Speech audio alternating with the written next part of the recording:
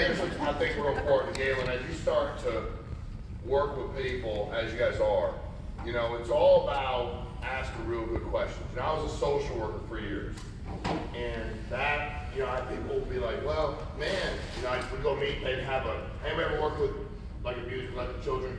So the way it works is you have these open cases, and then you have people like me that come do investigations. So you'd have an open case, and you'd be servicing them, and then something stupid would happen, and they'd call me and go, we really don't trust you.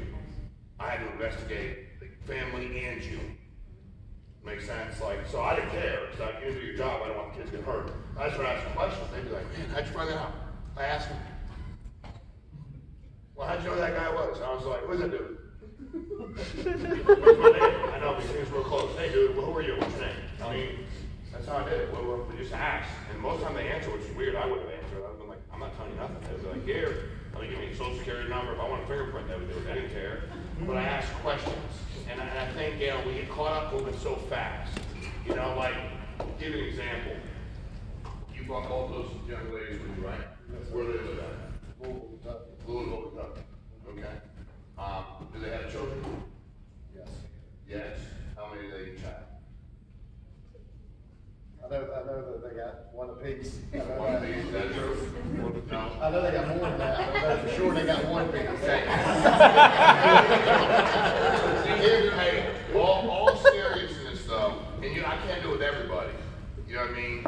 But like when Mike and I started building a relationship, it was really important for me to figure out what I needed to figure out about him. And a lot of that started with his family, and that's what's important to him. So I really want, and when I start asking good questions, I've talked about that. Like, you know, I learned when, you know, you start doing the training, you talk and people kind of listen.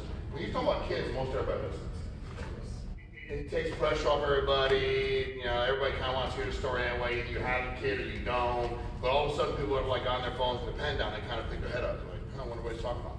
You know, when my buddy said the other day, he goes, if you guys do with pets and kids, everybody will pay for it. You know what I mean? Like, it's a good business. And so I think they learn a lot about people to be able to use that as a, you know, I learned a lot about Mike and him from sports. I wanted to know where he was at, what he was doing. And first time I got to talk to Brad, I don't want to know about the agents he has, like whatever. I want to know about his family and how he was brought up and what his background was and why maybe he accomplished some of the things he accomplished and then maybe why some of the areas he was like, man, I just wanted to know who he was. I didn't sit down at the subway with him to interview him about his agents. I was just curious about who he was. And by the way, I'm just curious about people. I think people are fascinating. Clients are fascinating. Every experience we have with somebody makes us a better person. I like that. I don't, you know, I said to me the other day, I saw him one time, my son's basically comes to me, he's like, hey, how you doing? His name's Anthony. And I was like, good. What are you doing? Nothing. I seen your videos. I always wonder what they're about. They all look so stupid. And I was like, I know, they are kind of stupid. I said, you still live at your mom's house? And he was like, no, I live at my mom's house. That's been like 5 years now. I go, do you have a job? And I start making fun of him because I'm not that good a person yet. I'm working on it. You know? I'm trying. I was like, God, forgive me if I'm going to tear him up. You know, but he's so stupid that he didn't get half of this. So I really didn't feel that bad because I think he left me and I didn't really tear him up. God is making fun of him. So I kept saying, I think he didn't know making fun of him. And the people around me know I was making fun of him, but I don't think I can even get judged for it because he's so stupid. He didn't know. So I would know on that where I fall when we get judged. But my thing was, I know everything to him is stupid. Everything to him is corny. Of course it's corny, because we're making money. I mean, why would it be? And I go, so you doing any work? He's like, he's an electrician before. No, that's way too much work. I was like, I know, work will screw you up. Because I found this job, and my wife works full time, and like she works like a dog, and I found this thing, and I'm like, yeah, it sounds good, man. I envy you. It's good to see you, you know? And corny works. I don't apologize for it. It's corny. No people. I don't know people. I want to know more about it. I look at certain people, I'm like, God, I don't know him that well yet. You know what I mean? And just trying to learn as much about people as you can learn. You know, one of the things with Zach is, you know, when you get to a certain point, it's kind of like when you're with a client, you're trying to find out where their pain is. I hear people say that. Whatever you want to call it, right? You're trying to figure out what is it? Where is that hole in the dam that I need to fix? You all called me, so it might have been multiple things. What's the number one thing you're concerned about? And we got to find that out, right? And if we don't know, we got to ask. So, like with Zach, I'm 100% sure why he started selling more, because he had a child and got married. It's not 2 + 2 is 4. Yeah. So if I were to ask, how long have you been working with us? It'll be 2 years in September. Okay. Now, ground rules. If I say something that upsets you, you need to punch me in the face. Don't punch me, because I'm close to you. You get a better connection. If you hit me close, it'll be like a jab. Open up, light them up. If you get mad, just put it on. Okay? Make sense? All right? You know us quite a while.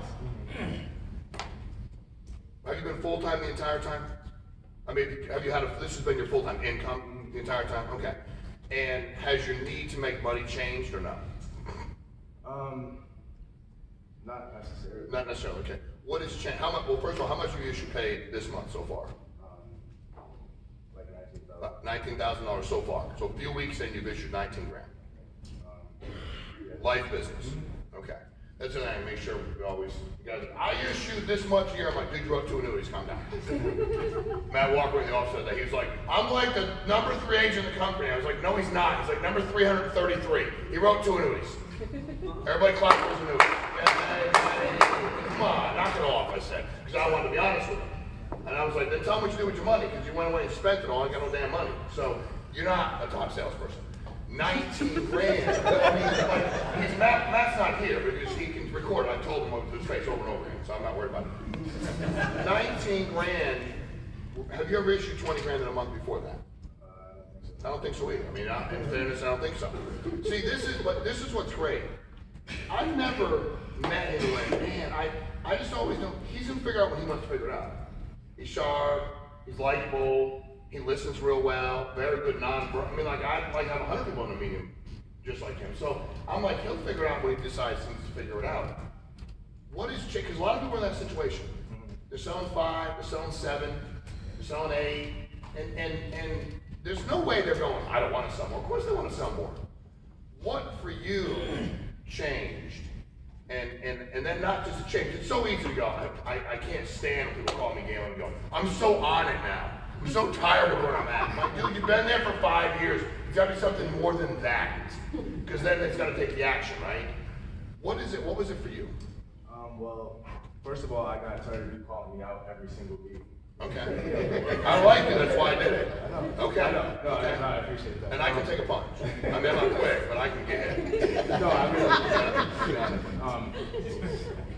I just, I guess, decided to take accountability and realize that all of the things that I was messing up on was my fault. Yeah. And I just got around Mike more. I mean, he's my mentor. So yeah. I'm an introvert. Yeah. So, I'm born that way. I can't help it. So 100%. asking for help is difficult for me. But I want to make more money, so I kind of have to get uncomfortable, like Galen and everybody else says. You got to get uncomfortable, and asking for help is uncomfortable for me. Yeah. So I just started getting uncomfortable, and I started buying more leads and issuing more. Well, somehow I think we, and again, I'm not trying to, I can only speak as a man, I don't know. But I know, Galen, we probably weren't raised to ask a ton of questions. Go figure it out, shut your mouth, get it done, don't ask nobody for nothing, you can't trust them. And that transcends ethnicities, we just say, a lot of that generation, that's how we were raised. And for me, I hope I do a lot. My son is, don't get him, he'll ask questions to your eyebrows burn. He don't care. He doesn't care. It's like, how'd you all that? What happened here? Why? I'm like, oh God, and I taught him that way, so I want to keep doing it. What has been the biggest thing that you, as you said, were messing up? Mikhail, you said I was messed up on stuff. What was the biggest, the single biggest thing? I'm sure it was a few, but single biggest thing. The single biggest thing, that's easy. I was not adhering to this schedule. Dial Monday, I'll run Tuesday, Wednesday, dial Thursday, run Friday, Saturday, Sunday. I was trying to do everything on my own. Yeah, you did a great job. I mean, first of all, you always do a good job. Gary trained. I want to play football when I see I mean, I want to be younger and faster before I do it. But I want to play again. Like when he comes in, I'm like, I'm in. I don't care what we're doing. If he goes, we're going. I'm like, it's like in that movie. It's like in that movie, The Town. We're gonna hurt some people. You never asked me about it. I'm like, who's car take? If Gary's in, I'm in. I don't need to know why. I just want to try the right thing. I'm in. But no matter what Gary talked about, he did a great job. Is what you have to understand. You have to decide. Is, for me, a schedule. So you were asking me, what's your definition of a schedule? If I said to you, Jimmy, if I said to you, what's the definition of a schedule? What would that be? I know it's a very broad, but Your definition of a schedule. Consistency. Consistency. So if you ask me my definition, I say, as an independent producer, independent contractor, you will live, but you will also die. Have a schedule, you'll live. Don't, you'll die. And if you're not going to have one, don't be an independent contractor. And when I say have a schedule, you have to run it like you're a W-2 employee. If you're going to take vacation, which nobody's saying you shouldn't, you have to know, like when you're at your job, they paid you for a week off. You have to make double the week before to earn your week off and then get back to work real fast. That's my schedule, live or die. Very black and white in that regard. It's a live or die deal. And it's not that everybody understands they have a schedule. Who doesn't understand that? But everybody knows it, but it's not important. I mean, it's like, even though we're kind of playing, you work out. You make time for that. Well, you have. You don't just, I mean. Hey, man, I work out so I'm always like, what? But think about this. All kidding aside, hey, guess what? In this situation, he's winning. Because guess what? He can fix that up real quick. He was making money, supporting the family. You were getting in good shape. Well, congratulations, he was in good shape. But at the end of the day, it's kind of like, it's like every insurance carrier, their goal is to play golf with you. It's like, first of all, you suck as bad as I do. All of you, ain't fun. I like U.S. Open. You don't watch, I don't watch golf at all. You can only watch if Tiger's playing. When Tiger's out, I'm out.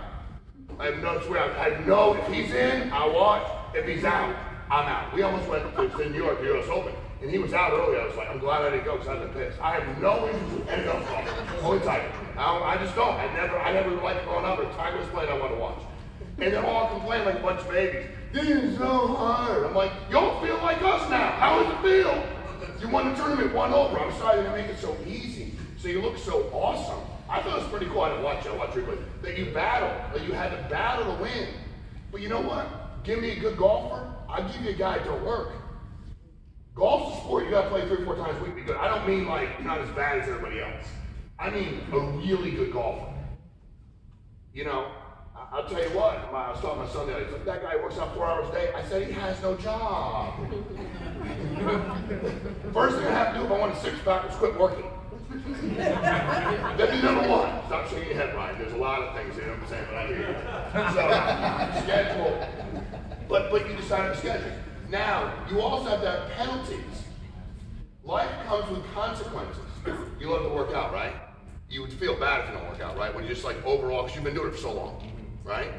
So if I said to him, you got to write 10K a week, or not because you love to do it, that'd be hard, right? Well, you work out a lot. I mean, it's not pretend, there's nothing wrong with it. I'm just saying you like doing it. You enjoy doing it. It's like I enjoy doing stuff with my kids. But I was always like, I won't go to his baseball games if I don't run my 10K. But I stuck by it.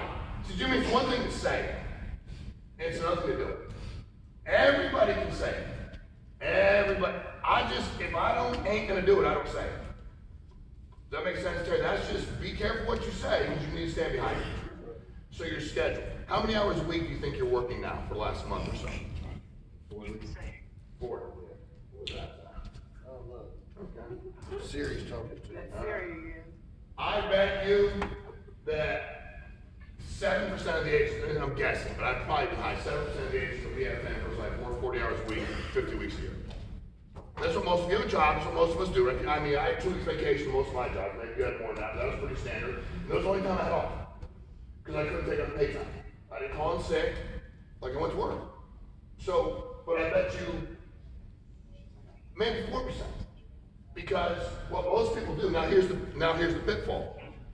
You're doing well, which means you're getting money in your bank account. More money than you ever had. Or than you've had since you've been working with us. Fair enough? But that money don't matter. See, what I told everybody early on was, I said to my buddy Matt the other day, I said, you should put $1,000 a month away in some kind of retirement vehicle outside of paying your taxes.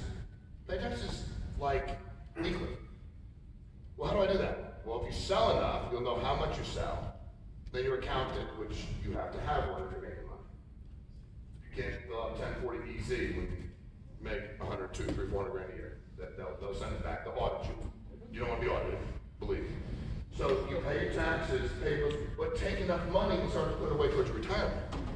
It's mind-boggling some agents do. It's kind of like another thing that we were talking about with you. You're doing this up, down, up, down, up, down thing because, hey, I got enough money for today. Living in the moment's fine to enjoy your life, but as a businessman, businesswoman, you gotta be thinking 5, 10, 15, 20 years ahead. How old are you? I just turned 31. So you just turned 31, it's young, but it happens fast. Before I know it, you're 50 years old, no money put away. And that's not a great place to be. I'm 45, man. We opened this company, I was 40 years old. And after we bought our first leads, I had no money. Then even better, I was negative $67,000. Yeah, credit card. Yeah, woo! They're like, what are we gonna do if it didn't work out? I'm like, I don't think Visa's gonna come beat me up. I mean, I'll be right here. I just don't have money. You know what I mean? But it'll take a while. What are you gonna do? Gary, what are you gonna do? So 5 years made nothing. Nothing put away. Not $1 in retirement. Didn't own anything. Didn't own a damn car. Bank on that. You know, I remember when we first started, you know, a couple of my agents, they thought, you know, they wanted to make $27 million a year the next day. And they were like, we're gonna stay at a hotel. I was like, why don't y'all come stay at my house? My buddy Mark was one of them. He was like, oh yeah, really, come out? Yep, come to my house, no problem. We pull up, he's like, you live here? I was like, yep, 2 bedrooms. Got me and 2 kids. You can sleep on a hardwood floor, we don't have an extra mattress. It's about 1,200 square feet for all of us. 1.5 bathrooms, really one. Here it is, baby. So knock it off. We all gotta go to work. We just started a company. We've got to go do something. So, having your schedule, asking more questions, reaching out, being vulnerable. You're not supposed to know everything. Nobody's saying you're supposed to know everything. Now, the illustration I had earlier, if Gary calls me and says, I'm in a house, and Tom says he's not interested, and it's a second appointment, of course I'm going to phone with Tom. That's not, hey, I don't know about this situation with diabetes. He could look that one up. But any agent wants to call me from the house, we've got a phone to help them out. What about in the home real quick? What time I need to be done by, Mike? 4:15. Okay. Well, in the home, we know work wasn't you weren't working as hard, schedule. What was one thing in the house that was tripping you up that now you're pushing through? I wasn't comfortable making the person I'm sitting with uncomfortable. Got it. And now I am. How'd you get better at it? I just got tired of hearing no. Well, you get tired. Here's the other thing I've always told people. If you're not comfortable doing something, what a lot of times you do is you want to tell people. Like if I go, I used to do when I'd say to clients, I'd go, all right, here's the deal. You're all in a physically violent relationship. And I'm not comfortable advising you on this, but it's my job. Meaning, I'm angry at you already. I tell them, like, if you're not comfortable, say it. I'm not crazy comfortable with confrontation, like, as we're talking. My property manager says it pretty well. Home people, he says, I don't like confrontation unless I'm smashing somebody's head. And I was like, dude, you're 40 years old, like, grow up. But he don't like to have this verbal, he doesn't like it. He doesn't like, dude, they didn't pay rent. I know, but I didn't. I'm like, you're 6'6", 320. What do you mean you didn't? Why? I just don't like confrontation. Let's go. It's like, but you have to tell them, hey, I'm just not crazy comfortable. If you're really young and you think they think you're young, say it. I know I'm young enough to probably be your child. That doesn't ever dissipate. When I was a social worker, I was 20 years old. The clients of mine, they had kids that were 20. And I was telling them how to raise kids. Finally, I was like, you know what? I am young, I have no kids, I'm not married, I'm trained to do this, I'm gonna work hard, and you can teach me about life, and I'll listen to you. But my goal is to make sure your family's safe, and be sure as hell I ain't afraid to do what I have to do. So if you want to sit back and judge me for being young, I can't change that. There's nothing I can do. Right? I mean, throw it out there. It becomes less of an issue. You know, and now you just get tired. That was me. First 5 or 6 appointments, I'm like, I'm just tired of driving out here with this. I want to think about it. I'm gonna get back to you. You just get tired. And if you don't get tired, then you're not standing up for anything. Then you're just going like, I'm just gonna be a victim. And that doesn't work, you know? Zach's story, it's funny, how long did it take you to go sell 20 grand a month? Almost 4 years. Almost 4 years. Now here's the funny thing. He thankfully wasn't in that position where like, you weren't going broke. You know, a lot of crazy bills. No wife, no kid back then. Now here's the other thing. How good does it feel to help people out? Feels good. See, one thing you gotta ask yourself when you leave, if you don't help them, is what are you the most bothered by? If you're the most bothered by you not getting a check, you'll never really, it's okay, but you'll never be really good at it. We have some people that are, like, I'm like, why should I feel? And I'm like, they don't care about being in the field. They don't really care about helping anybody. If that's what you have to act, for me it was always, man, that family's the worst spot. It doesn't mean I can't be mad at them for being an idiot, filling out a form and not getting coverage, but I'm more frustrated at helping. What about you, Zach? I know you never scheduled, you still had a job part-time, or you had a full-time job that was paying you enough. What was your breaking point when you said enough's enough? Do you remember what it was and how it happened? It was at a conference down 3 years ago, and I just kind of made the decision.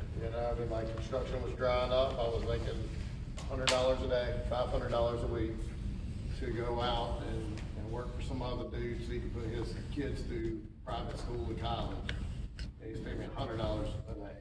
And I just thought that I knew even in the construction field that I was worth a lot more than that, but the circumstances that I was in, I just moved back and I didn't have the contacts that I had where I previously lived in the construction industry, so I just kind of settled. And then I was just like, well, there's no more work, so I guess I called John up, so I guess I gotta get serious about this. And then at conference I was like, well, what do you think about me, taking over Tennessee? And I started calling around and getting leads, Because the one thing about me, I was never afraid to go wherever the leads were. So if they were in Georgia, I went and got my Georgia license. If they were in Kentucky, I was going to Kentucky, And it wasn't just like I planned things out. It was like, hey, we got leads in Kentucky. I'm on it.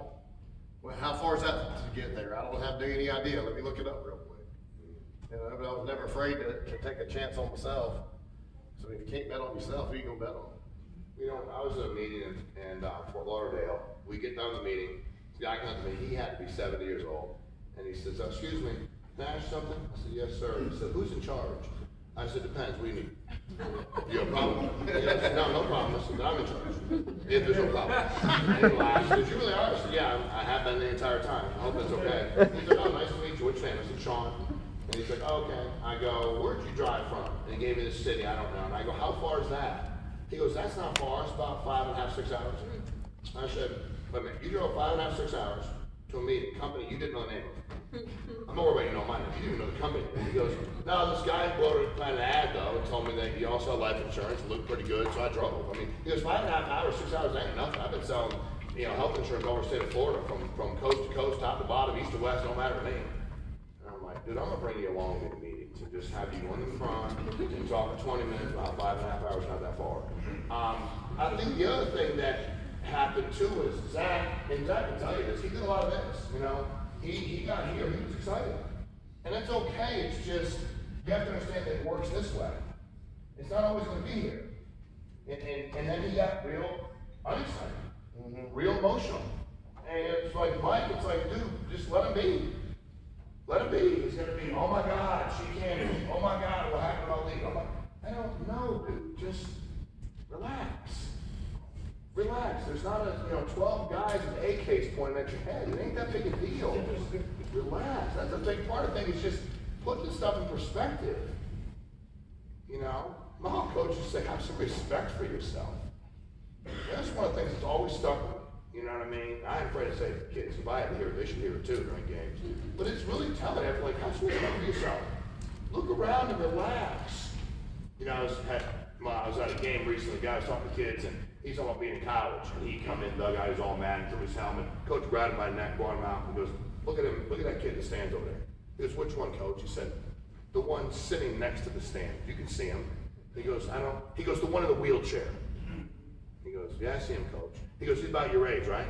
You think he'd give anything to play this game?" And he probably never will, right? Okay, I want you to think about that. It's just perspective, everything. And we do it with clients really well, I think. We don't do it with ourselves really well. And we'll do it with others, like other agents. It's so funny, like, "He won't do this." I'm like, that's exactly what you don't do. So you're mad at him for, that's exactly what dude, where do you live? Like, that's exactly what you don't do. Mike Sizer, I always get mad at him. He's so sarcastic, so annoying. One day I was like, that's exactly like me. He got that exactly from me. I created a monster. And now we're trying to uncreate it. You know what I mean? Like, that's not fair. Zach, how long are your appointments last? 45 minutes to an hour. How about you? Pretty quick. Yeah. 20. So here's and I'm not doing this to continue, but he took literally, and it's fine, he took a minute 42 seconds to explain something that would have taken him 5. I went to a training, go on to get some leads in Tennessee, construction dried up, called John. He used 1,800 words to get there. But it's okay. But hey, if he's selling, I don't care. No, it doesn't matter. I don't care. If you show up with shorts and flip-flops you can sell it. You show up and stand on your head, sell it. You know, and people are like, who do you like? I live in Connecticut, so everybody's really excited about baseball. My team, us. And I just always figured out, do I like the Red Sox? Don't you like the Yankees? It depends if you like the Red Sox. You got the checkbook. So who do you like? Who do y'all like? Red Sox.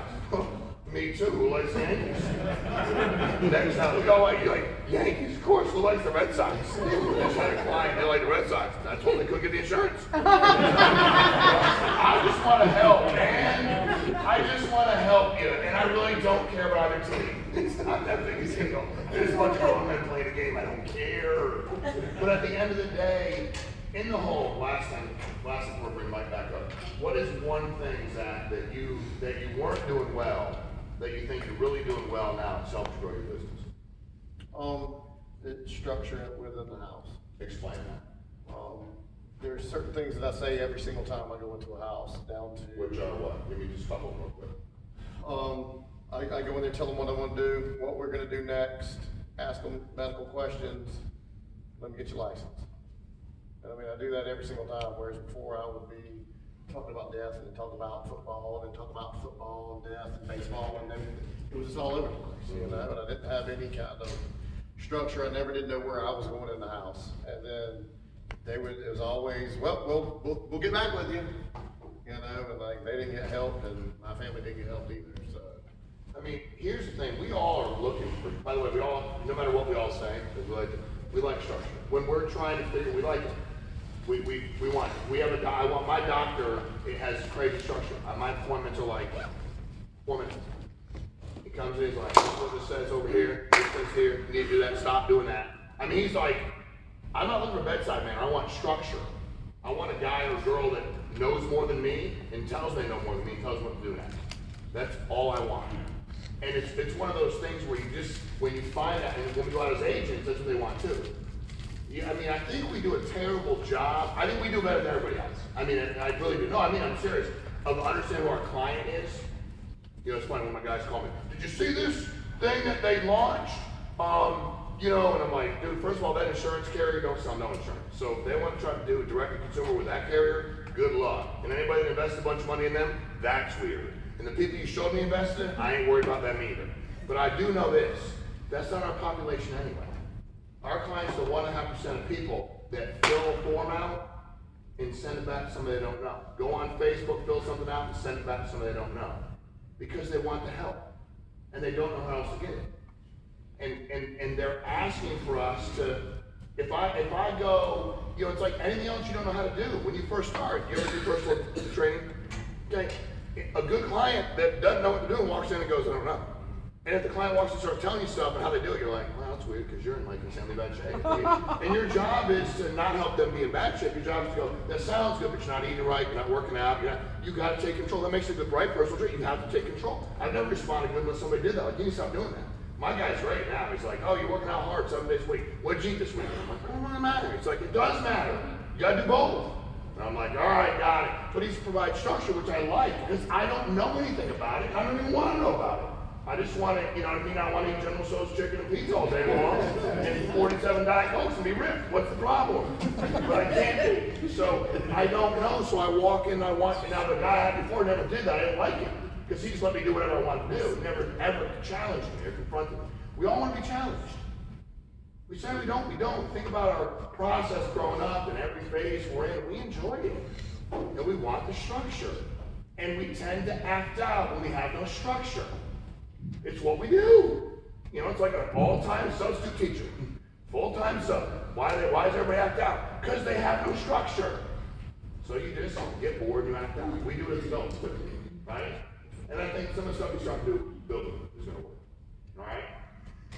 Good? Yep. All right, give these guys a hand. Thank you.